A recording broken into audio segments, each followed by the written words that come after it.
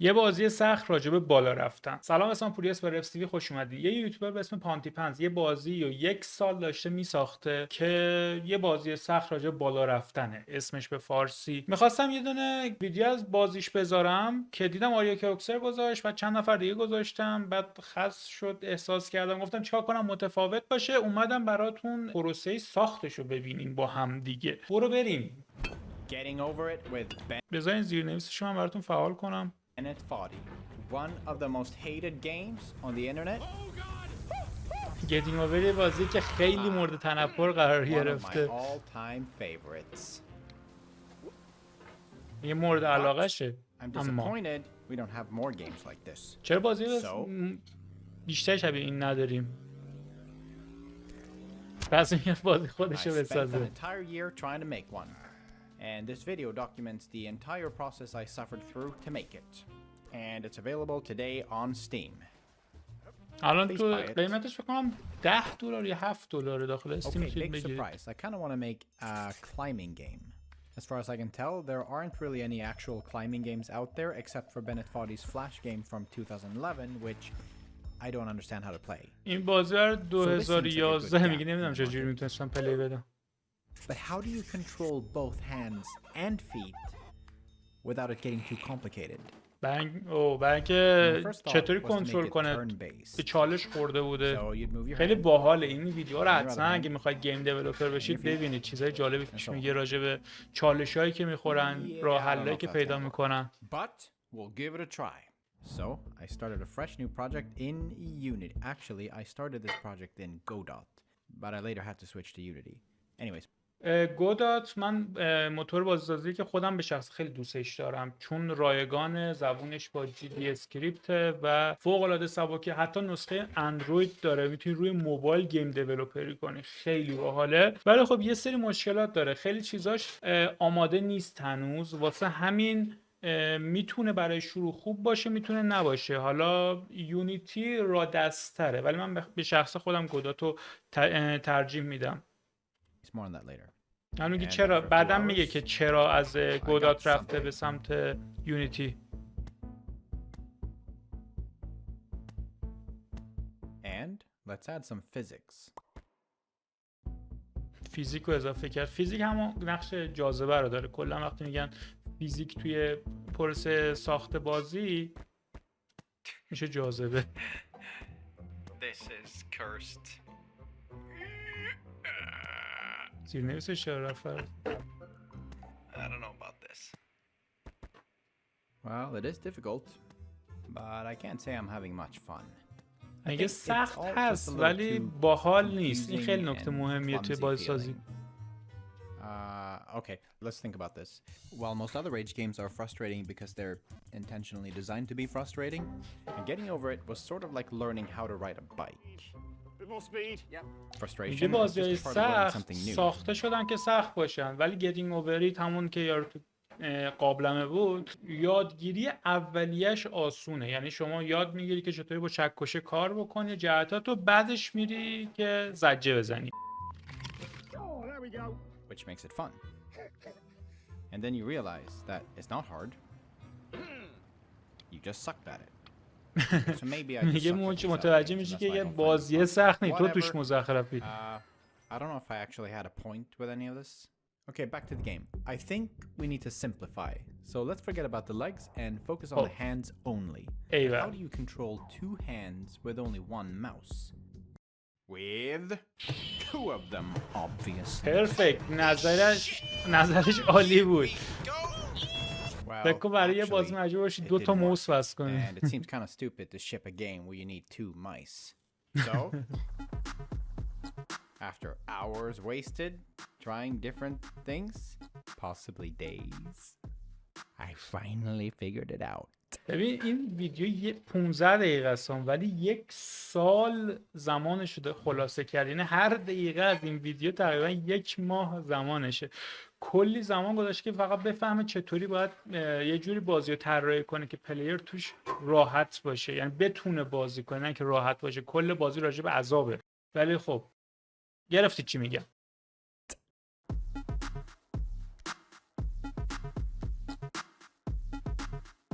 Your your mouse movement directly translate to a force being applied to each hand. The hands are connected to the body using standard Newtonian physics, and whenever you hold on to something, the direction of the force is reversed. Confused? Yep, me too. But it works. You can also move sideways, and it turns out you can even jump a little bit. این پرشاش واقعا And with سخته. some animations layered in, it's starting to look pretty broken actually. This can't be the right clip. یه مقدار انیمیشن Oh, بهش that's اضافه it. کرد. یا خداییش Controls feel خیلی وقت گیره. really اگه به good. فکر درآمد And as ازش I was هستی تو figuring ایران them out, خیلی I was سخته. یعنی having fun. حالا به فکرش It's hard to نباشید. describe without you playing the game yourself. It's kind of one of ولی those برای things یه you just have to feel تفریح it. So به I نظر guess من you چیز just have to باحالی. find من the game. هر از چنگایی با همون گودات میشینم خودم یکی دو تا بازی پلتفرمینگ Okay, this is دو getting بعدی a bit کوچولو boring. درست میکنم. How about some rocks? خوش میگذره بعضی وقتا. Yeah, in the game though. خب میگه یه سری صخره گذاشت برای اینکه بره بالا. اوکی. داره میره سر طراحی مراحل. So this is the idea for the game. You have to climb your way up a huge level, and you can potentially fall down all the way to the bottom.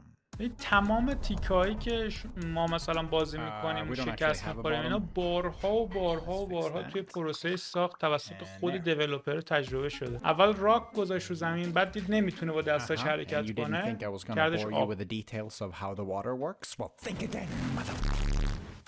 بی Okay, تربیت. so here's how it works. First, we evenly distribute some points along a line, and this will be our surface. And then, if the player falls in, say around here, we can apply a force to the closest point. And then we apply the same force to the neighboring spheres, and the next ones, and so on. خیلی هم عالی. الان از صفحه میزنه بیرون. Oh, and then we need some damping. But it wouldn't look like water if we didn't have any waves. این And if we تیکاش run a پیچیده line است between واقعا. each منی هم که point, برنامه‌نویسم زیاد it نمیفهمم kinda چیکار looks like می‌کنم، چون water. کارم طراحی بازی نیست قاعدتاً. ولی خب برای تفریح بعضی وقتا میرم دنبالش ببینم چه جوریه. All right, I think we need a character. So I quickly model this guy, and I think it looks pretty good.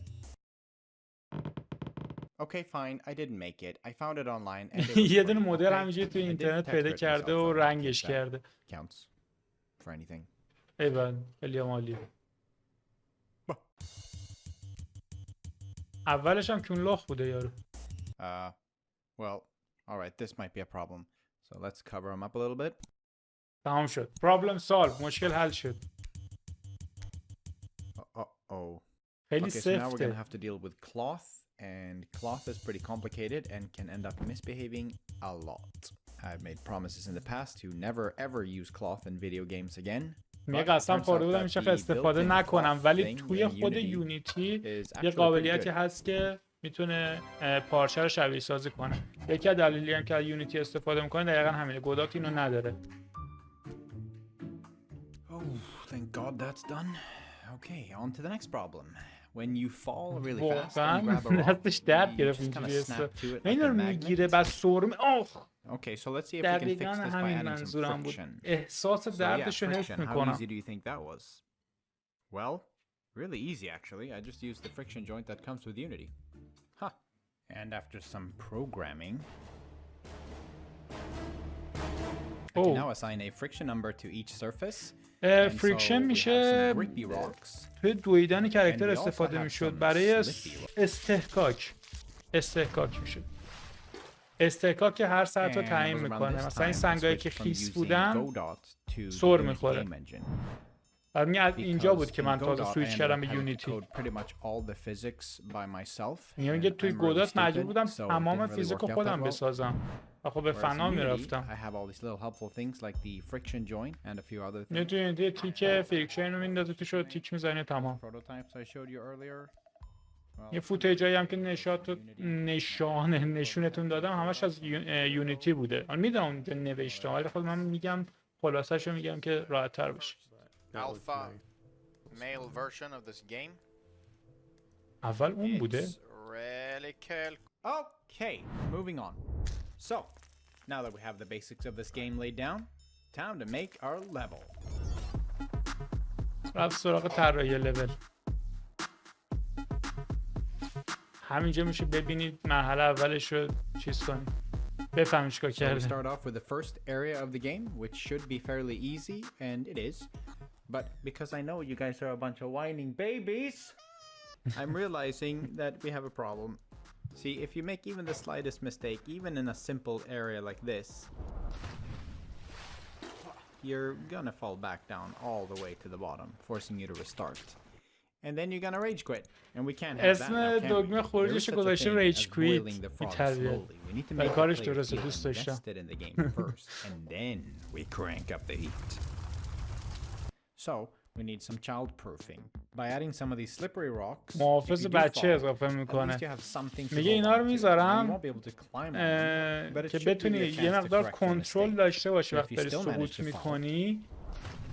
یا اگه بازم من اینو گذاشتم و سقوط کردی مشکل خودته. حالا میتونی گریه کنی. ویدیوهای خودش هم خیلی فانه. پیشنهاد میکنم حتما ببینید، خیلی خوب. where you'll be forced to make your first jump. اینجاست که تو مجبور میشه اولین پرشت انجام بدی. And jump. بله. People are gonna get really mad here. It's probably a little too difficult actually. قشنگم But eventually we گفت probably will احتمالا need خیلی some type سخت of باشه. checkpoint in یکم the game. فاصلش هم The تازه easiest بیشتر که option سخت‌تر would باشه. of course be to just add certain points in the game where if you fall down you get teleported back up.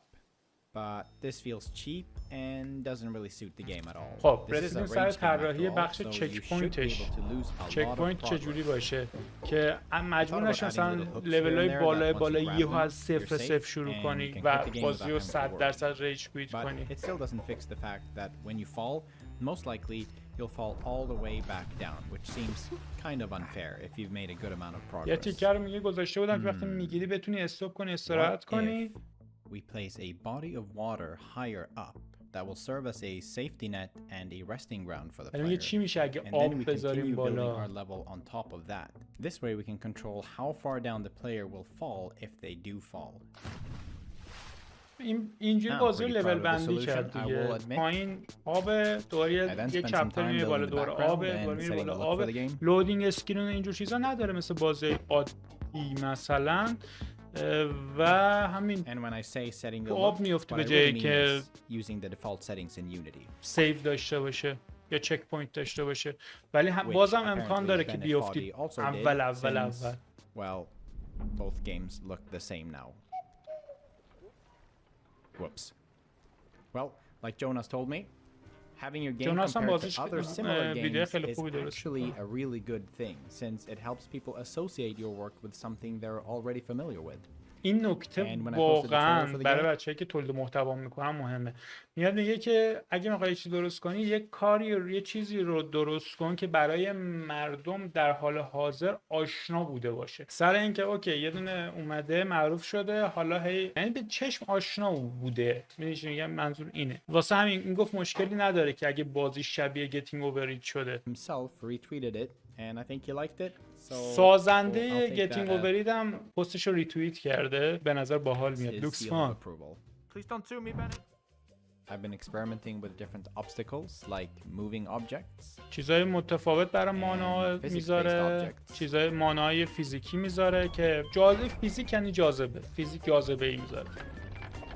ساده شو گفتم فیزیک. Something I ended up spending a lot of time on was getting the hands to connect with the rocks. If you look closely, you'll notice how the shadows aren't connecting with the hands. حالا مشکل and, ظاهری well, بازی داره because رفت they're میکنه. not. میگه Well, سایه after a lot of research بس and نمیشه به trial and error, دست. I ended up with this solution.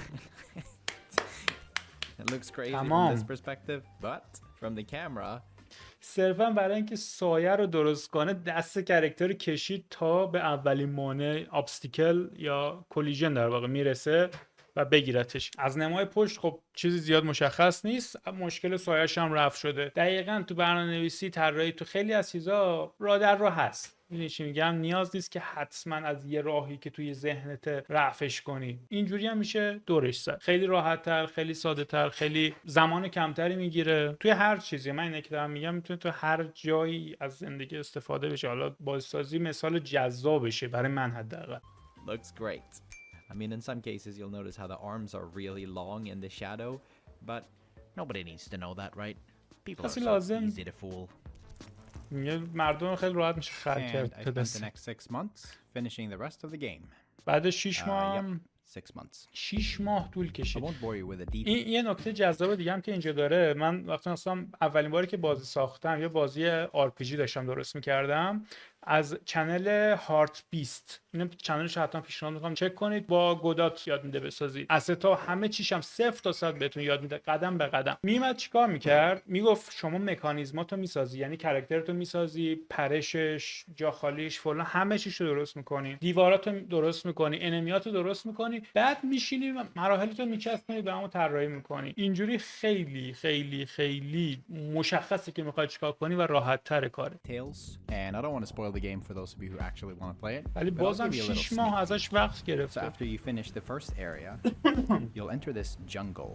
So it's a completely different environment, but also you'll be faced with a new challenge.